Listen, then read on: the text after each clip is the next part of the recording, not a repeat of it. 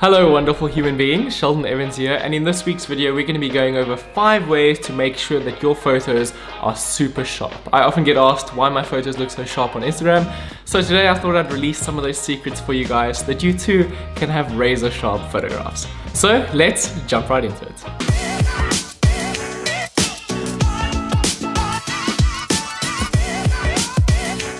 Alright, so the first tip we're going to talk about is back button autofocus. Now you may have heard about this before, but it's the very first thing that I do when I take a new camera out of the box and start shooting with it. Usually what you do is if you're shooting, you half press the shutter button and that will give you an exposure and focus reading, and then you press it all the way down and that takes the photograph. What we're going to do is separate those two functions for better control. Sort of like aiming down the sides of a gun and then pulling the trigger. That's the only way I can describe it from playing computer games. So that's essentially what we're going to be doing on our camera. I prefer to change the auto exposure lock button into my back button focus on a Canon camera or on the Sony A7 III, which is what I'm shooting on right now. I set it to the joystick. That way I can move my focus points around with my thumb and then just click it down and get the focus wherever my focus point is. It makes it a lot easier and I don't have to take my fingers off of the camera in order to move around my focus points. Before we move on to the next tip, I just want to take a second to thank this week's sponsor, which is Squarespace. I've had a Squarespace website forever. I absolutely love the platform. It's super easy and simple to set up and create your own website. If you're a photographer, videographer, or anyone in the creative field, they simplify the process more than you ever could yourself. I set up my entire website in a few minutes. I'm able to showcase my work, sell prints, and share behind the scenes blog posts of my shoots on my website. They have over 30 starter templates for you to set up and start using immediately. So if you're ready to start a new business, maybe you want to sell your photographs online, or you just want to showcase your work, make it with Squarespace. Go to squarespace.com/Sheldon to start your free trial and to get 10% off of your first website or domain. But more on that later, because we need to get back to making our photos razor sharp.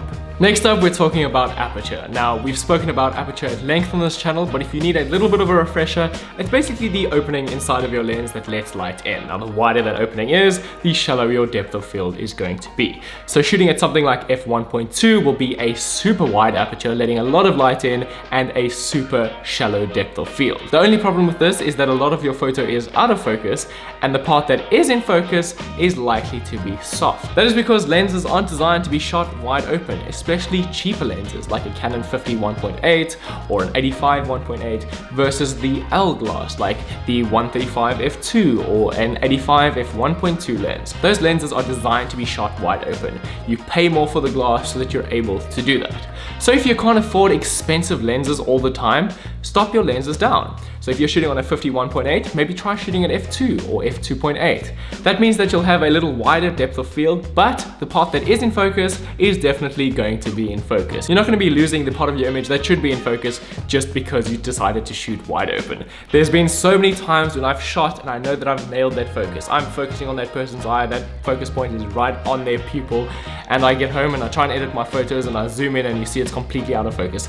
This happens because you shot wide open and you just were risking it. So if you like to live dangerously, then go ahead and do that. But if you don't and you want sharp images all the time, stop that lens down and start shooting at smaller apertures. As a bonus tip, when you start stopping your lens down and shooting at smaller apertures, you have to focus more on your background and really work on the composition of your photo, because that whole background is not going to be blurred out. You have to think about what is behind your subject, and it forces you to compose your photos in a better way and improve your composition overall. So you can start transitioning from only shooting portraits to shooting portraits and wider shots and fashion and stuff like that. Photography is all about challenging yourself. As long as you challenge yourself on a daily basis, you're going to force yourself to get better. Your photos are going to improve and people are going to start liking your work more and more and more. Tip number 3 is minimum shutter speed. I've seen tons of photos ruined by shaky hands. You might think that you have the shakiest hands in the world, but I promise you it's just because you don't know the focal length versus shutter speed rule. Now, focal length and shutter speed are directly related to one another. If you're shooting on a 50mm lens, your shutter speed needs to be at least 1/50th of a second, or faster. If you're shooting on a 100mm lens, your shutter speed should be 1/100th of a second. The best comparison I can give you is with a laser pointer. pointer. Now if you have a laser pointer and you shine it on the wall directly in front of you, it's going to look pretty stable. No matter how much you move your hands, it's not going to shake around too much. But if you take that laser pointer and point it across the street at your neighbors, don't shine it in their eyes, but just shine it on their wall, you'll see that the movement is exaggerated. No matter how hard you try and hold that laser stable, it's going to jump around that wall and bounce around. And now the same thing happens with your lens or your camera. The longer your focal length is, the more your camera shake is exaggerated. So try and keep your shutter speed as high as you possibly can in the situation that you're in. Like I said, ideally it's going to be exactly equal to the focal length of your lens, but if you can increase it even further, then do that. Because there's nothing worse than having blurry images because of your own shaky hands. Keep in mind that if you're shooting on a crop sensor camera, the focal length on your lens is not exactly what it is on your camera. It's multiplied by the crop factor of your camera. So if you're shooting on a 50mm lens, you need to multiply that by the crop factor of your camera. Say the crop factor is 1.5, which makes that 50mm an effective 75mm lens. So you also need to multiply your shutter speed by that crop factor. So a 50mm lens on a crop camera would actually be a 75mm lens, meaning you need to shoot at least 1/75th of a second or faster.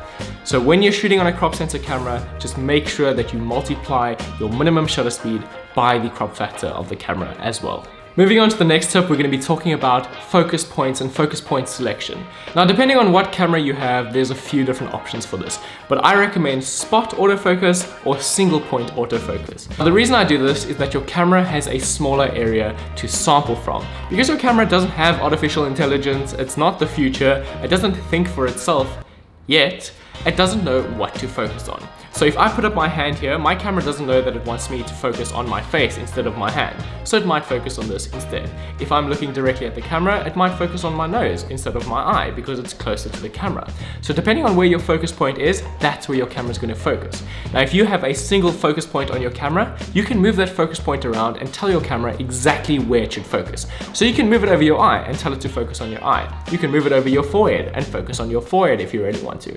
Unless you're using a camera like I'm using right now, which is the Sony a7 III, I've got eye autofocus turned on, which means that if it sees a face in the frame, it automatically focuses on the eye, which is what it's doing right now, because I can't see what the camera is seeing. But if you're behind the camera and you're shooting, you have control of those focus points, so move it around and select a single focus point and work from there. I usually set one focus point directly in the center of the frame, and then I focus my camera and recompose the shot. But you have to be very careful with this and make sure that you don't move too much so that you change the field of focus. Remember that your focus is a single flat plane. So if you move your camera around, that field of focus is going to change position. And for the final tip, we're going to be talking about the distance between you and your subject.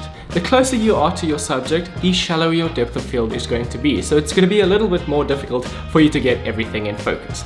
So if you're up in your model's face focusing right on their eyeball, it's going to be a very shallow depth of field. But if you move a little bit back and get their whole face in the frame, you're more likely to get more of their face in focus as well. So ideally, you want your model to stay in one position and you move back and forth as the photographer. That way you get to control how shallow your field of focus is. This also takes us back onto our previous point, which is the plane of focus that your camera is on. So make sure that you keep your camera level at all times so that your plane of focus doesn't shift too much as you're moving around, especially if you're really close to the model and you have that shallow depth of field. As a bonus tip, when you're focusing on your model, focus on the eye that is closest to the camera. If someone is angled away from the camera and you focus on an eye that is in the distance, it's going to look slightly off, and that photo is going to look kind of weird. Because if you're standing in front of someone in real life, you're not focusing on the back of their head. You're focusing on their eye or the part of their face that is closest to you. And that's it, 5 super simple tips to get you super sharp and crispy photographs every single time you shoot.